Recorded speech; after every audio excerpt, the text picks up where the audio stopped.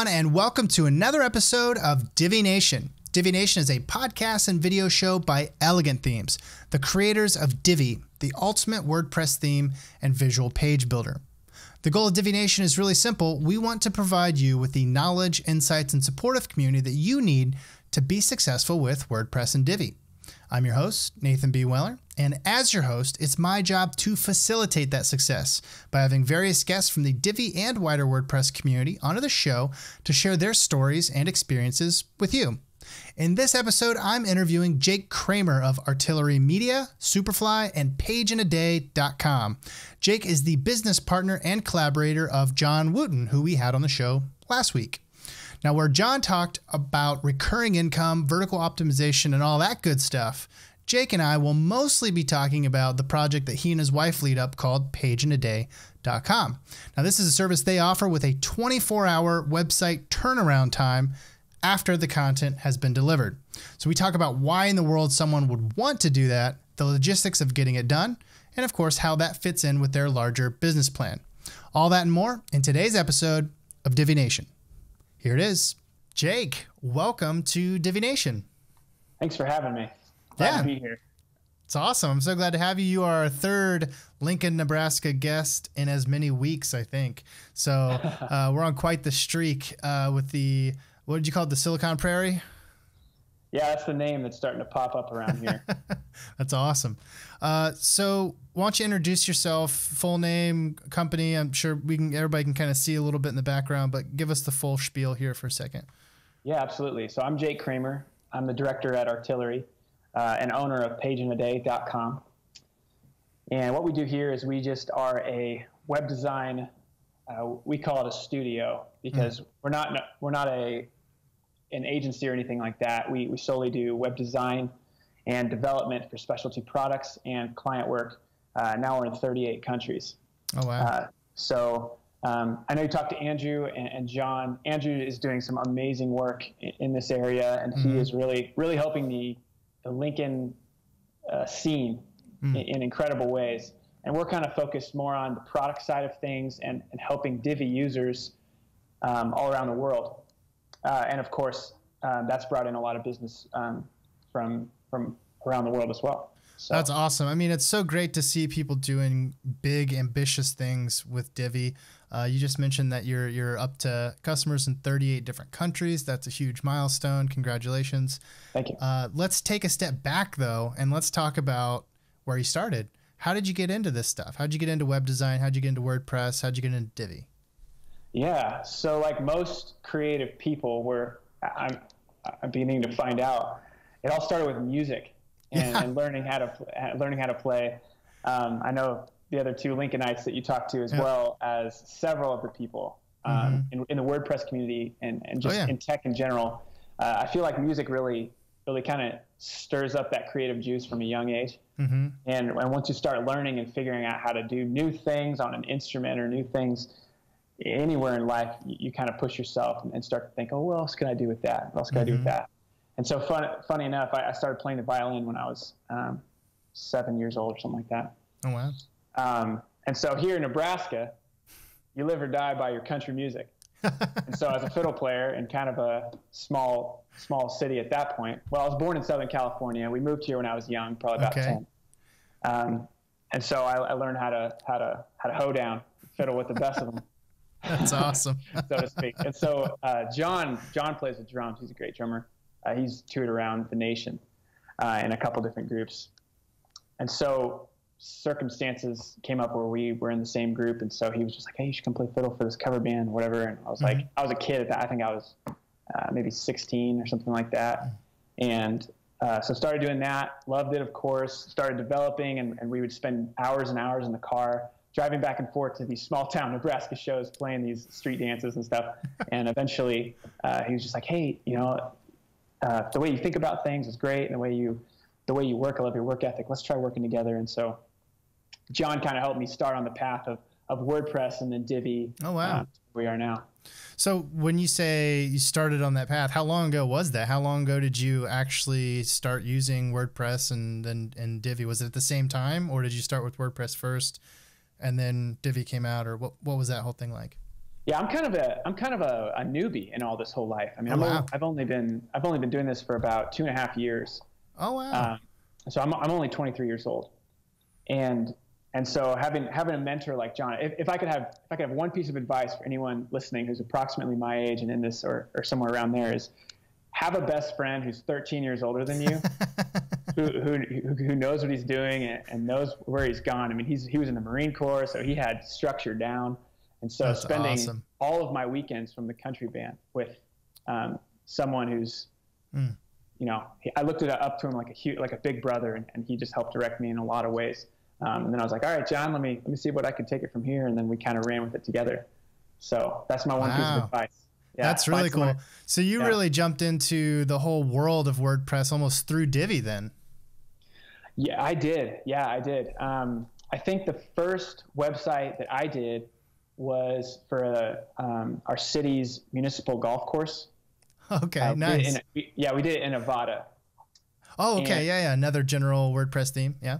Sure, yeah. And so when Divi came along, I jumped on it right away. And actually, the only this is kind of funny to say, it kind of shows my age, but the only WordPress theme I've ever installed is Divi. Oh, wow. Of course, Divi child themes and stuff like that. So I might be a new one there, but that's awesome.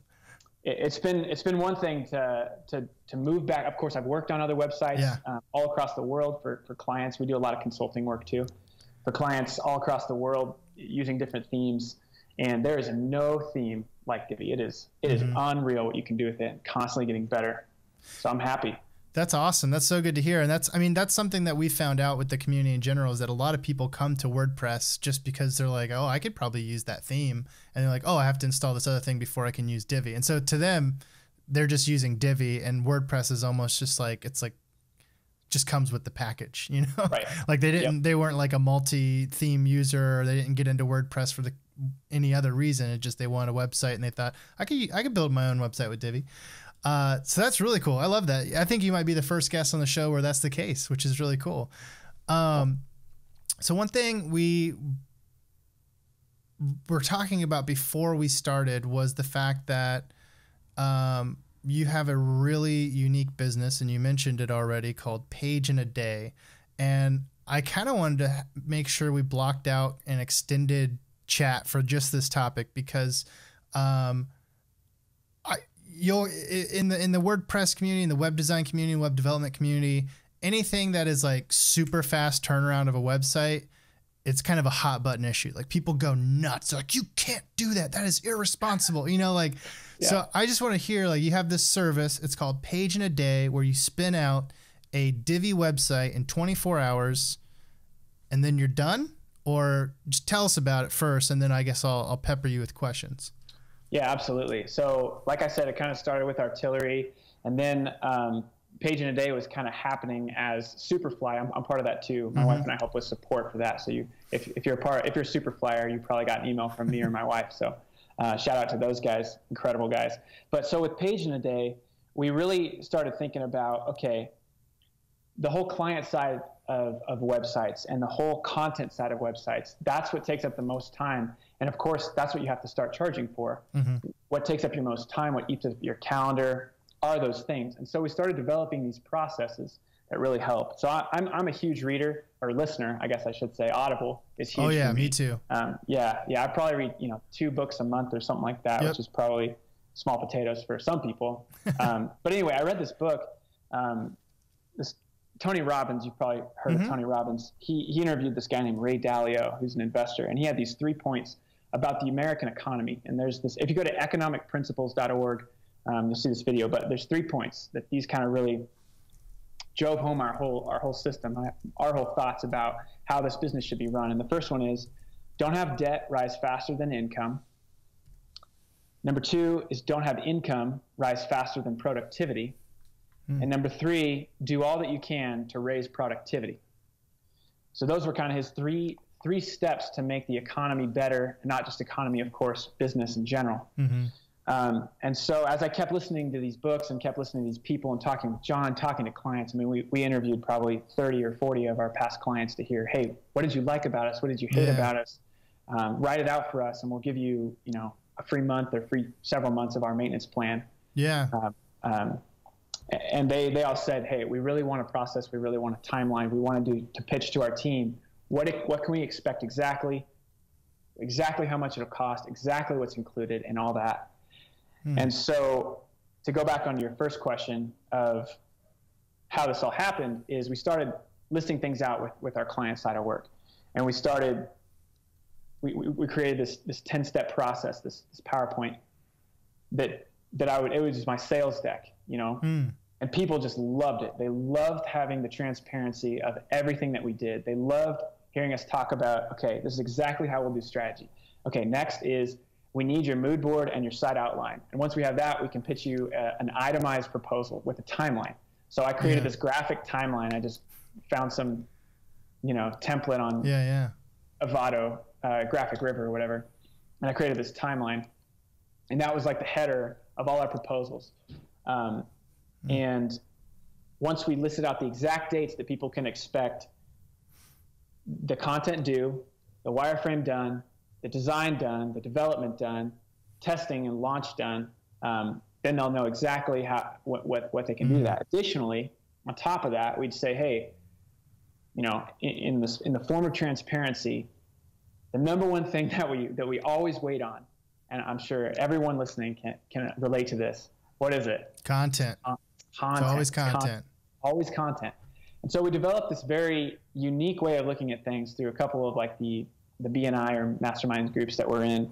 And someone was just like, I first said, I want to penalize these people for being late. They're wasting our time. Like, this is the most expensive and most important part. Yeah. And in my stupid young age, someone was like, no, don't do that. Reward them for being there. So we created what's called this early bird pricing. So in our proposal, right below the timeline, is early bird price, and of course it's in a different color and it's nice and pretty, and it's the price that we definitely need to get to make it profitable for us. And then below that, in a smaller print, is the full price with an asterisk, and of course it's marked up. And so down below it says, if content is always the thing that we wait on. If you get our content by this date, you're rewarded by, sometimes almost $1,000 or more, just by having the content to us. And then we create some conditional logic and some email chains that send reminders to do that. And that does a couple things. First of all, most of the time it gets people on track. Second of all, it makes people very gracious to us when we grant them additional 2 weeks, because it's so clear. They understand exactly what's happening. And so then we list the rest of the things, and off we go. So when we came to Page in a Day, what we really wanted to do is convey that whole transparency and that whole thought process of educate, be transparent with your pricing, be transparent with your business model, just the go-giver. That's another one I read.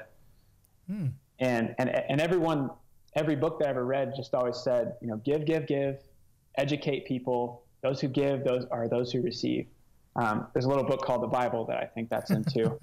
I think I've heard that before. Yeah, maybe in a couple books. So on Page in a Day, you'll see our pricing structure, and I know that is kind of crazy for a lot of people, but it's this interactive quote builder that breaks down our costs and is constantly evolving. We're constantly adding and removing things to it to see how it works as people come and go. Clients give us feedback and stuff. But if you go to pageinaday.com and you go down to pricing after you see the features and see how it works, of course, it starts with $9.95, and that's just for pageinaday.com. That's what that would cost us. Then as you add pages, add features and stuff like that, you can see the price bubble go up or down. And so we wanted to do that, and people just love it. People absolutely love it. That's what helped us expand into other countries. Oh, wow. Because sometimes people are afraid of coming and seeing, what's this American company going to cost me in Lincoln, Nebraska that I've never heard of before? They're probably, going to upcharge me or whatever. And having that transparency has led to an explosion of business because people know exactly how much it's going to cost every time. And so it says 24 hours. That's, of course, after the content's been received and after we have everything we need to build. The build time on a one-page website is 24 hours. We've done it time in and time out. That's awesome. I'm going through your quote tool here. I'm actually wondering, what is that? Is that a specific plugin? I feel like I've seen this plugin before. Did you get on Code Canyon? Yeah, you probably have. It's like a $30 plugin. It's called Estimation and Payment Forms Builder, I think. It's really adaptable. And the backend is really Is it called Estimate Builder? Estimation and Payment Forms Builder. Cost estimation and payment forms builder. That's the one. Yeah. ENP Forms Builder is what it says in the backend, I think. Yeah, it's pretty cool looking. I really like this. I think Leslie Bernal of growinhermac.com, she also uses it. And I remember being really impressed with it then. It's a slick plugin. That's actually where I heard it from. Yeah. Oh, okay, great. Yeah. Now that you bring it up, so Leslie, shout out. Thanks for that knowledge drop. That's I think where I heard of it. It might have been this podcast, like one of your earlier episodes, or another Divi podcast or something like that I heard about it from. So yeah. Nice. Cool. So that's cool to see that's working. So back to the website. I love how you have your starting price, and then as people build their quote and talk about select what they want, it adds to that quote. Now, is that quote usually final, or is that, or do you guys give them a final bill that is different than the estimate? So that estimate that they get is, the button is request a call. It's not order or anything like that. We don't take any payment. So we want to make sure that everything's good. And of course, we're still working out a lot of kinks as people give us advice and people explain what they liked, what they didn't like, and so on. But that is the price that we'll put into the quote as we quote them.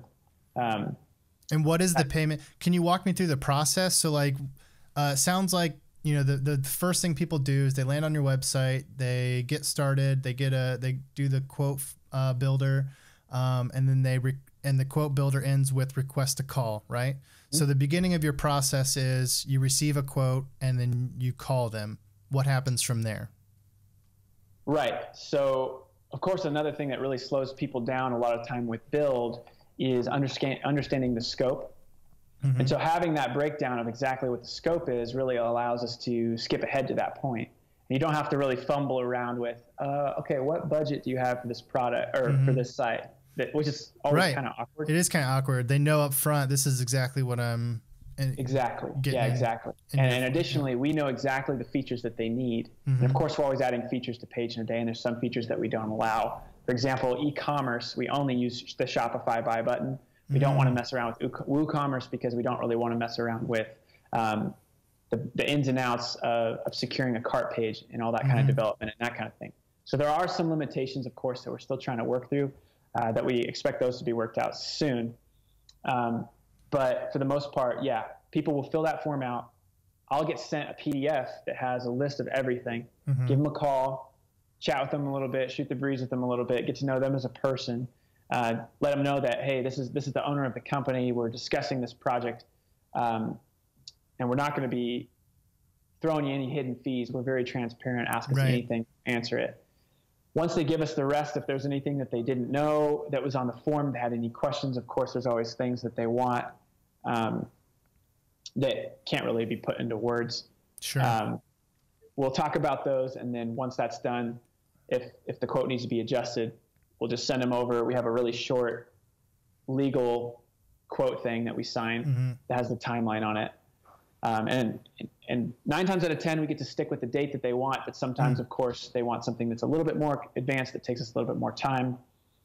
But yeah, we try to stick with the one-page websites. We try to stick with the date that they wanted, and we'll build it in 24 hours. That's amazing. And what's your typical turnaround time from when you get the contact? I mean, is there, because you say it's 24-hour build time, which is amazing, but what is the typical turnaround of the whole process? It depends. I would say on average for a single landing page, which is what Page in a Day, of course, is, I would say between 2 and 3 weeks. And that's basically you waiting on them to get you content? Yes. That whole period? Yeah. Exactly.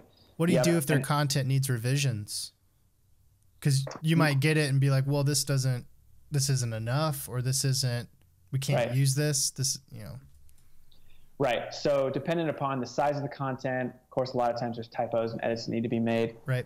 Sometimes we'll just throw in some dummy text that we think breaks up the site in a very easy to read way and accessible way. Of course, strategy is always first. That's always been our big thing. Yeah. Strategy, then design.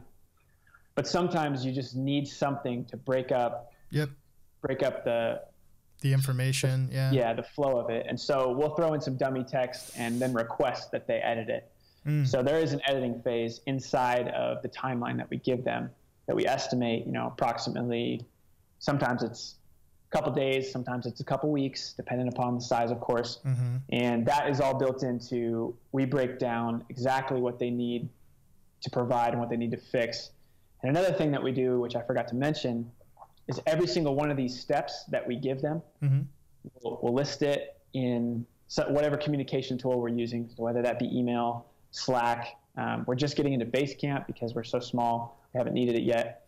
But we'll say like, hey, this is step one. Refer please back to the contract to see exactly what we need here. Here's the instructional video on how to do it, which is a link to Vimeo, which is usually 1 to 2 minutes. It just says, hey, I'm Jake, or I'm John, or I'm Haley from Artillery. Here's exactly how we need this formatted to save you time and us time. This is why we're able to deliver this product at such a competitive price, is because we've broken this down and we've really thought about it. So we need you to follow this format. And once they do, of course, they're rewarded and we get the site launched. It seems like, I don't know if you saw a little while back on our blog, we had this series called, or it was about client documentation, like how to build it and what it, what kind of uses it can be for you as a company and you, or as an individual. And this is like the epitome of that, in my opinion, is you guys have just taken the client training to a streamlined, productized level where, you're actually charging for it in your starting price, which is great because it is valuable. I think a lot of people, when they first think about client documentation, they're just like, oh, I need to save myself some time and headache. Like, I'm just sick of explaining this over and over again. But I mean, adding a level of polish to it, actually thinking about how it fits into your selling points as a company, there's real value in that. And I think you guys have shown that with the way you've set this up. I'm really curious to see how you guys grow. And for anybody who's wondering what exactly I'm talking about, if you go to the page in a day pricing, you'll see that on that pricing area where you can get your quote, there's training videos and training materials are included as one of the things that the starting price includes, which is really cool. Yeah, and another thing on top of that is, of course, for the page in a day sites, we require the monthly maintenance plan. That's interesting. Of course, that serves two purposes. The first one is reoccurring revenue, which John talked about explicitly, which is a huge part of our business plan. And we already talked about the website lease and moving page in a day in that direction, possibly eventually. The other thing that forces us to do is when you put your name on something, you're forced to make sure that it's your best. And so that's what we really want to do with Page in a Day and Artillery is the name, Artillery is the brand. If Artillery is on something, it's going to work. It's not going to break. It's not going to hack. And the statistic that we always use is, this gets people laugh every time, you're 3 times more likely to get a virus from a church website than a pornography website. And that sells our maintenance plan like crazy. People are like, what? What do you mean? Like, how is that possible? You just say, okay, well, there's no, Russian nerd behind a computer hacking into your site. Like, that doesn't happen. People build bots. Yeah. And it's just, yeah. And so if you just don't have anybody looking out for that, then that's where you're going to get it. It's not the content on your site. It's the laziness of the administration. Exactly. that gets you every time. And oh man, like clockwork. It's just like, you know what? I'm just gonna, log in and make those updates myself. And 3 months down the road, hey, we're gonna sign up for the maintenance plan. And so we tell our clients like, hey, for less than the cost of your toilet paper budget, we can provide your site for you. But anyway, that goes back to that recurring revenue. Of course, that's number one. But number two is we want to make sure that website is absolutely above par. And when you're receiving money monthly for something that has your name on it, it takes a whole different level of not. And so we use that name at the bottom of all our websites for a marketing tool, of course, because we get a lot of business through referrals, but also it's on us. It's a challenge for us.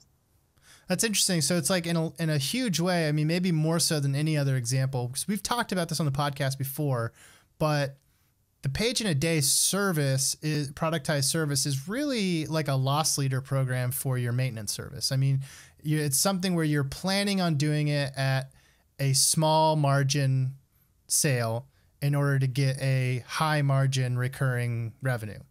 And so, I think that's a great idea. I'm interested to see the longevity, or like the sustainability of how, actually cranking out as many websites as you would have to if this actually starts to scale real big. Right. Because right now, just ballpark, how many websites how many page in a day sites have you done? Probably maybe 250 to 300.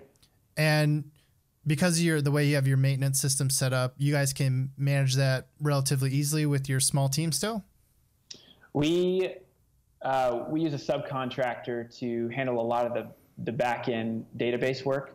So we use, I think Infinite WP is the program that we use. John handles that, so I'm not really sure.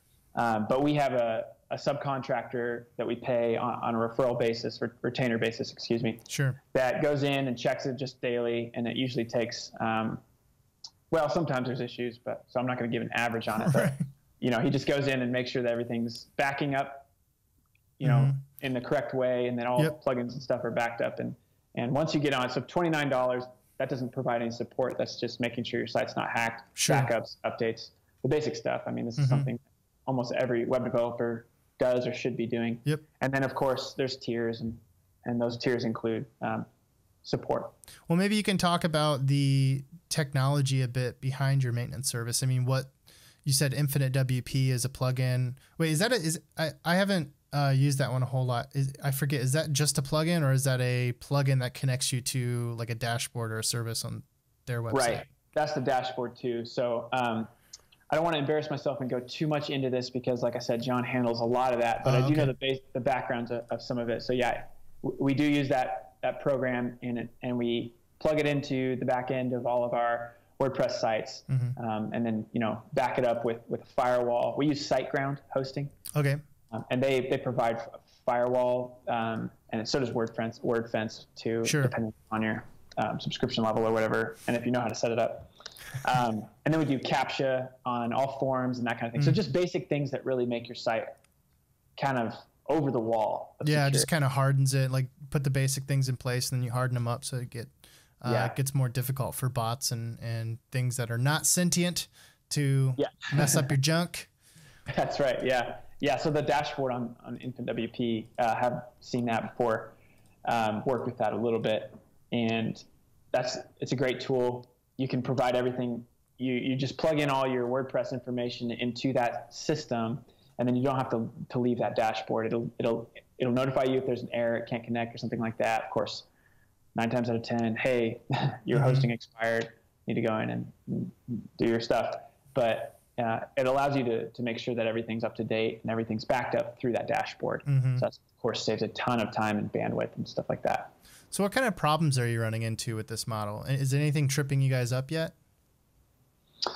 The biggest thing is just finding a way to continually crank out high quality websites that are fast and efficient and that please the customer while keeping the service that we have. Of course, that's everything. The timeline, the timeline's everything, right? Yeah, and so eventually we'd like to move into a way that page in a day is just like a huge referral system that it's a huge asset that just pulls in information, and then we can use subcontractors to help build and build and build. However, once Divi started coming out with all the library backend technology and stuff that you can store templates and layouts on even a cloud basis. I know there's some plugins that have already been developed that you just upload the plugin and you put in your activation key, and you can just select from 400 templates. Yeah. And save and import, export to library, and boom, you're there. There you go. Yeah. But the problem with templates is you always have to tweak them just a little bit. And sometimes tweaking it just a little bit messes the whole thing up. So finding someone who has the strategy mindset to be able to go in and make those fixes, and also the technological know-how to know how to fix those, has been interesting. And so what we thought about doing, which we will of course eventually do once we get the process absolutely ironed out, is we want to niche down. So pageinaday.com/churches or pageinaday.com/restaurants, something like that. Sure. Where we give people the opportunity to select from a certain amount of home pages that we've developed that we own the rights to, and then we help build out the interior pages, and we help move things around. Because the cool thing about Divi, of course, as everyone knows who's listening to this podcast, is it's not like Squarespace or another theme or something like that, where you don't really have the functionality or the flexibility to move things around like you can with Divi. And even with multi-site, I know John talked about My Brilliant Site a little bit. This is a little bit different because this will actually give people the opportunity to be flexible. Yeah. So that's how we're different. To completely own their own domain, their own website, everything. Yeah. Right. So that's interesting. I was wondering, have you tried, or is it in the brainstorming phase where you're like wanting to do like form content collection and literally just have that like ported into different modules? Absolutely. Different layouts. Yeah. Automatically. Absolutely. That's absolutely been discussed. Of course, a lot of times with content it's changing a lot, or you get a lot of different versions of it. And so we're going to be jumping into Basecamp here soon to kind of see how that works as far as collections and edits and stuff like that. Been using Google Drive with just a lot of folders and the comment section. The cool thing about Google Drive is, of course, you can edit in real time. Yeah, you can type it's in so real time. collaborative. That's like, I even find myself using it. Even when we have like multiple people can log into WordPress, and WordPress has its own system for submitting content for review. But there's nothing quite like highlighting something, commenting on it, and then having that in real time be seen by your collaborator, and having them comment back or make a change and go, how's that? Like, it's just so much more, I don't know, satisfying and intuitive and clear to use than almost anything else I know of out there. Right. Yeah. And of course, then you run into the whole issue with photos and storing all that. If you're storing it on your own website, uploading that kind of thing, a lot of times, I'm sure you've experienced this. I'm sure every web developer has experienced this, where the reason people are coming to you is because you're the expert. They don't really know what they want yet. And so they're just going to, batch upload 100 photos and say, hey, pick the one that you think is best. Or the one that they upload, the one that they give to you, is 300 pixels wide. Yeah. And you're just like, I can't use that. Yeah. I told you. It's got to be big. And they're like, I made it really big. It's like, yeah, but you made it really big at, 2 kilobytes. Like, it doesn't work that way. You can't upscale from tiny. Yeah. And then using the parallax features, things get chopped and things get moved because you need that extra stretch to be able to fit the photo there. So people don't understand that too, and explaining that to them. So that's another hurdle that we're trying to come across too. So there's all these, I think these are like predictable and kind of like, they're predictable hurdles and challenges for anybody trying to do what you're doing. And it sounds like you guys are attacking them the best you know. I'll be interested to follow up with you guys and hear more about the progress that you make, because it seems really promising, and it seems like you guys have a really cool thing down. Good processes, good execution. Have you had anybody just completely unsatisfied yet? Just not doing this. This is not working for me. Not really. A couple first edits or first drafts of the site have been. Usually it's something along the lines of,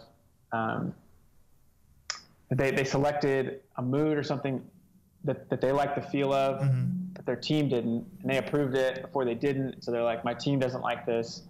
But we're usually always very forgiving and very understanding of how the whole process works because of the systems that we have in place. But usually the systems that we have in place are there to prevent exactly that problem. And so wireframing first with the mood board. We don't start a project until we have all the content, the mood board, the site outline, the timeline, and then we do the wireframe.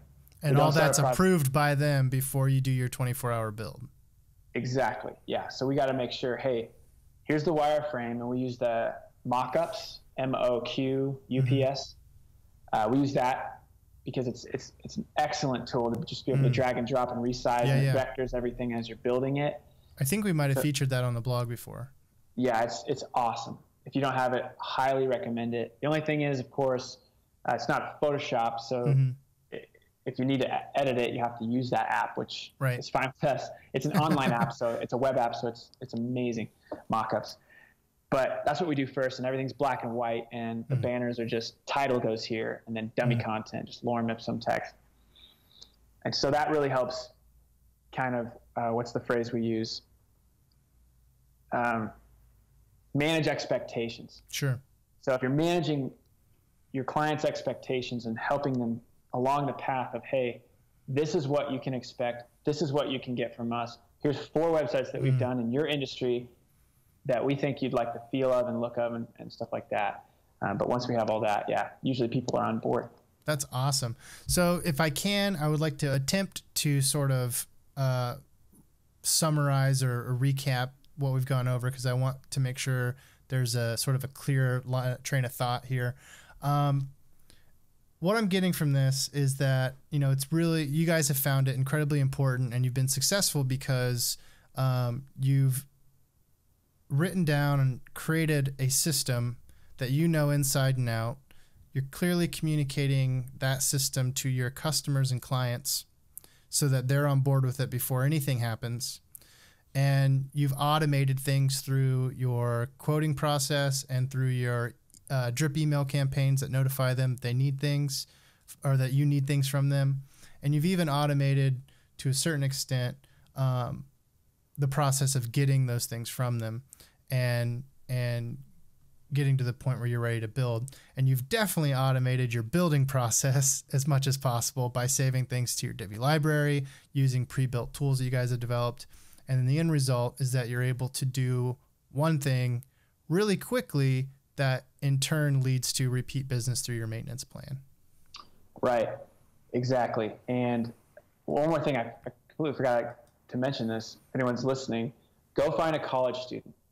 That's another thing is we're in a college town. University of Nebraska is here. And one thing that just really, really helped us be able to do all this is having, and of course, bigger companies have the resources for this, but smaller companies don't. So sometimes a lot of people just skip the step because it doesn't provide any revenue, shorthand. Sure. But what John did is John came to me when I was a student at the university as a marketing student. And I used Artillery or Page in a Day for every project we ever had for 4 years. Oh, wow. And so we really were able to refine that. That's a huge step up that we got to use, is because students are constantly looking for interesting companies, startup companies that they can help work with, because it's all free anyways. They're just doing it for a grade. But of course, they have doctors in marketing grading this project. And they force the student to go to the company and interview the company to talk about their goals, to talk about their needs. And so what you get at the end of the day is a final project that's either an A or a B, graded by a doctor in marketing. It's a full business plan. And so that really helped us too. That's awesome. We're able to take advantage of that that circumstance and that overlap. That's really cool. So I think we've gone over a lot of good stuff today. I think that was an excellent tip. I'd like to end it with a sort of a final thought. Do you have something that you'd like to leave people with on this topic? If they forget everything else that we've talked about, what's the one thing you think everybody should take away from this conversation? The one thing that I would say that has been the reason for our success outside of service and quality, making sure your product is absolutely fantastic, is know what you do, know your process, know your system, know what you're selling. If you don't know exactly how your process works, you're going to find out eventually through a very angry customer. And so there's this another book I was reading. It's called Rich Dad, Poor Dad. I forget the author. Yeah, it's really good. But he has a story in there where Ray Kroc, who the movie was, the founder, and of course he's depicted as a total jerk in this movie. But the reason that he was so successful is he goes to the University of Texas and he asks the students, "What do I sell?" And they say hamburgers. And then he says, "No, I sell real estate. My business is real estate." So he knew his business. He knew his process. And the reason I can make a better burger than McDonald's, you can make a better burger than McDonald's, anyone can. But why don't we have a huge burger chain? Because McDonald's knows their process and they do it very well. They're not in the business of burgers. They're in the business of process and real estate. And that's why they're successful. And so the sooner you realize your process, your business, I think the more successful you'll be able to bottle that up and refine it, shave off what you don't need, get rid of what you don't need, and really work on what you do need. And then you can sell that in bulk. Very cool. That's an excellent stopping point. Jake, thank you so much for coming on Divi Nation. Really appreciate it. Thank you. Thank you for having me. Appreciate it.